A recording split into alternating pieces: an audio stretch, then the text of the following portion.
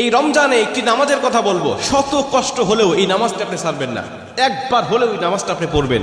নবীজি এই নামাজের এত গুরুত্ব দিতেন, নবীজি বলেছেন জীবনে একবার হলেও তুমি এই নামাজটা পড়বে।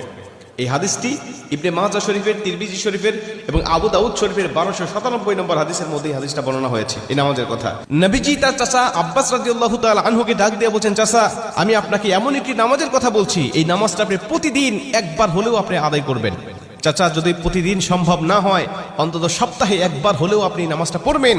যদি সপ্তাহে সম্ভব না হয়, তাহলে আপনি মাসে অন্তত একবার এই নামাজটা আদায় করবেন। চাচা যদি মাসেও আপনার পক্ষে কষ্টকর হয়ে যায়, বছরে একবার পড়বেন। যদি বছরেও না পারেন, জীবদ্দশায় অন্তত একবার হলেও নামাজটা পড়বেন। কারণ এই নামাজটা এত পাওয়ারফুল নামাজ। এই নামাজটা আদায় করার কারণে আপনার প্রকাশ্যে অপ্রকাশ্যে যত গুনাহ করেছেন, আপনার ইচ্ছায় অনিচ্ছায় যত গুনাহ করেছেন, আপনার অতীত জীবনে যত গুনাহ করেছেন, সব গুনাহ আল্লাহ আপনাকে ক্ষমা করে দেবে। চাচা